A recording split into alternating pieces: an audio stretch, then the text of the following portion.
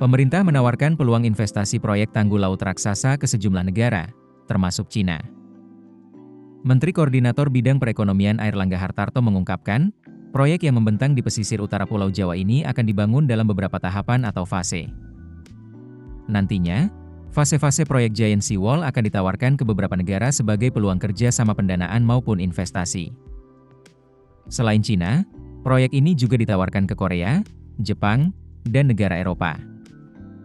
Airlangga mengungkapkan, proyek ini merupakan salah satu proyek unggulan Presiden Prabowo Subianto karena akan melindungi masyarakat pesisir dari dampak perubahan iklim. Proyek Giant Sea Wall ini ditaksir bakal menelan biaya sekitar 80 miliar dolar AS atau sekitar 1.298 triliun rupiah. Untuk mempercepat realisasi proyek ini, Prabowo telah mengumumkan pembentukan Badan Otorita Pengelola Pantura untuk merancang, membangun, sekaligus mengelola proyek Tanggul Laut Utara Jawa. Keberadaan badan ini difungsikan agar mempercepat penanganan ROP sekaligus melindungi jutaan warga yang bermukim di pesisir pantai utara Jawa. Sebagai informasi, proyek Giant Sea Wall masuk dalam daftar proyek strategis nasional baru. Hal itu tercantum dalam Peraturan Presiden Nomor 12 Tahun 2025 tentang Rencana Pembangunan Jangka Menengah Nasional tahun 2025 hingga 2029, yang ditetapkan Presiden Prabowo Subianto pada 10 Februari 2025. Di dalam belai tersebut, Prabowo menetapkan daftar indikasi PSN 2025 hingga 2029 dengan jumlah sebanyak 77 PSN. Jumlah itu meliputi 29 PSN baru dan 48 PSN carry-over. Sebelumnya, Prabowo menjelaskan, proyek yang telah direncanakan sejak 30 tahun ini merupakan infrastruktur vital yang harus segera diselesaikan. Dia bertekad proyek ini akan dimulai di era pemerintahannya dan sebisa mungkin dapat dia selesaikan pembangunannya.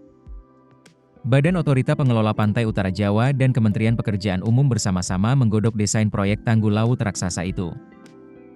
Wakil Menteri PU, Diana Kusumastuti mengatakan, kelanjutan proyek Jumbo sebagai pengaman pantura dari kenaikan muka air laut ini masih menunggu arahan badan otorita yang baru dibentuk. Seperti diketahui, Jakarta menghadapi kondisi unik yang disebut double exposure. Dari bawah, tanah Jakarta turun 10 cm hingga 25 cm per tahun akibat ekstraksi air tanah. Dari atas, kenaikan permukaan laut global memperburuk risiko banjir. Jika dibiarkan, sebagian besar Jakarta Utara dapat tenggelam pada tahun 2050. Kerugian ekonomi dari banjir rob saat ini sudah menembus 300 juta US dollar per tahun dan berpotensi meningkat 2 kali lipat dalam 2 dekade. Mengingat Jakarta menyumbang 17% produk domestik bruto, stabilitas ekonomi Indonesia sangat terikat pada keberhasilan melindungi kota ini. Keputusan bisnis terbaik datang dari data, bukan tebakan. Mudah berlangganan Business Insight dengan subscribe with Google.